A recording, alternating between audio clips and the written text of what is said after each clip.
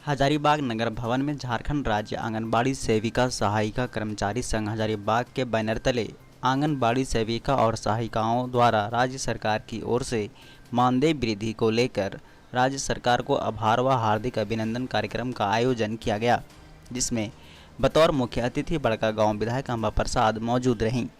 कार्यक्रम की शुरुआत हजारीबाग बुढ़ा महादेव मंदिर परिसर के समीप से शुरू हुई, जहां अंबा प्रसाद के पहुंचने पर जोरदार तरीके से स्वागत और अभिनंदन किया गया।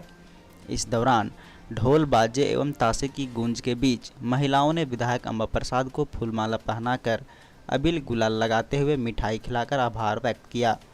राज्य के करीब 38,000 आंगनबाड़ी सेविका और सहायिकाओं की मानदेय बढ़ोतरी पर खुशी जताते हुए और स्थानीय विधायक अंबा प्रसाद के प्रयासों पर खुशी जाहिर कर महिलाओं ने विधायक के संग नाच गान भी किया तथा बुढ़वा महादेव से आनंद चौक होते हुए स्थानीय नगर भवन तक विधायक अंबा प्रसाद के साथ आंगनबाड़ी सेविका एवं सहायिकाओं ने खुशी से झूमते हुए रंग अबीर उड़ाते हुए नगर भवन तक गए। इस दौरान पूरा इलाका अंबा प्रसाद जिंदाबाद और हेमंत सोरेन जिंदाबाद के नारों से गुंजायमान रहा। नगर भवन में आंगनबाड़ी सेविका एवं सहायिकाओं की मौजूदगी में कार्यक्रम की विधिवत शुरुआत की गई। इस कार्यक्रम को विधायक अंबा प्रसाद ने संबोधित करते हुए कहा कि राज्य के करीब 38,000 आंगनबाड़ी सेविका और सहायिकाओं के चेहरे पर अब मुस्कान लाने का काम गठबंधन की सरकार की है। उनकी मां आंगनबाड़ी सेविका रह चुकी हैं, जिससे वह बचपन से ही आंगनबाड़ी कर्मियों के सुख दुख से भली भांति वाकिफ रही हैं। उन्होंने कहा कि उन लोगों को मिलने वाली मानदेय एवं अन्य सुविधाओं से वंचित होने के बावजूद आंगनबाड़ी कर्मी पूरे निष्ठा के साथ अपने कर्तव्यों का पालन करते हैं। उन्होंने कहा कि आंगनबाड़ी सेविका सहायिकाओं के लिए आज तक राज्य में नियमावली नहीं बनी थी, जिसका ऐतिहासिक फैसला आज की सरकार ने लिया है। उन्होंने कहा कि चुनाव के वक्त बड़का गांव में सभा को संबोधित करने आए राहुल गांधी ने मंच से घोषणा किया था कि आंगनबाड़ी सेविका व सहायिकाओं को सम्मानजनक मानदेय दिया जाएगा और ओबीसी आरक्षण समेत कई महत्वपूर्ण प्रश्नों का निर्णय लिया जाएगा, जिसके आलोक में दिन प्रतिदिन राज्य सरकार द्वारा साहसिक निर्णय लिए जा रहे हैं। झारखंड राज्य अलग हुए 20 वर्षों से अधिक हो चुके हैं और इन 20 वर्षों में एक एक व्यक्ति झारखंड को बहुत करीब से देखे। हम जल जंगल जमीन के लोग हैं, हमें अपनी संस्कृति अपने धरोहर से बहुत प्यार है। साथियों, हमारी गठबंधन की सरकार झारखंड वासियों की भावनाओं के अनुरूप कार्य कर रही है। मैं धन्यवाद देना चाहती हूँ हमारे माननीय मुख्यमंत्री श्री हेमंत सोरेन जी का, हमारे माननीय मंत्री सह सीआरपी लीडर हमारे आलमगीर आलम जी का, हमारे माननीय मंत्री रामेश्वर ओरांव जी का और समस्त मंत्री बंधु, हमारे समस्त विधायक बंधुओं का। साथियों, जिस तरह से ओबीसी वर्ग को आरक्षण देकर 27% आरक्षण देकर हमारी गठबंधन की सरकार ने ओबीसी वर्गों का भी सम्मान रखने का, उनके भावनाओं के अनुरूप कार्य करने का काम किया है, उसके लिए मैं बहुत बहुत आभारी हूँ। मैंने सड़क से सदन तक से लेकर महासम्मेलन से लेकर हस्ताक्षर अभियान तक, मिस्ड कॉल के संख्याओं को जुटाने तक कई ऐसे प्रयास किए और हमारी बातों को सुना गया। इसके लिए मैं तहे दिल से धन्यवाद देती हूँ हमारी गठबंधन की सरकार का। जिस तरह से 1932 खतियान आधारित जो झारखंड वासियों के भावनाओं के अनुरूप इसको लागू करने का कार्य हमारी गठबंधन की सरकार की तरफ से एक सराहनीय और साहसिक कदम उठाया गया, उसके लिए मैं बहुत बहुत धन्यवाद देती हूँ।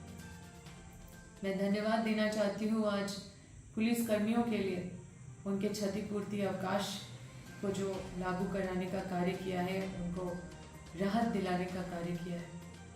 मैं धन्यवाद देना चाहती हूँ आंगनबाड़ी सेविका सहायिकाओं और पारा टीचर, जिनका मान सम्मान रखने का कार्य हमारे गठबंधन की सरकार की तरफ से किया गया।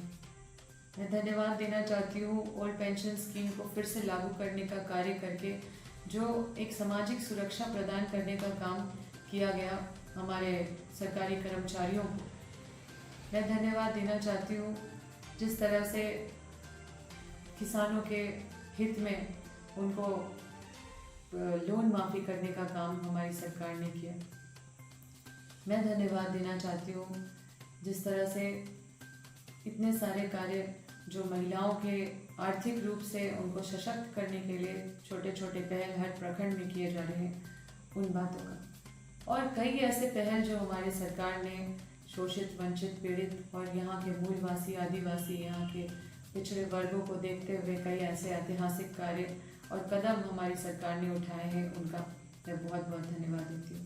साथ ही मैं माननीय मुख्यमंत्री जी से अनुरोध करती हूँ, अपने CLP लीडर आलमगीर आलम से अनुरोध करती हूँ कि हमारे झारखंड में एक बहुत अहम समस्या जो हमारे विस्थापन का समस्या है, उसको भी जल्द से जल्द उसका भी निराकरण करें। हमारे विस्थापित बहुत शोषित, वंचित हैं और बहुत पीड़ा सह रहे हैं। पीड़ित होकर वो हमारे सरकार के ओर देख रहे हैं, उनसे उम्मीद लगाए हुए बैठे हैं।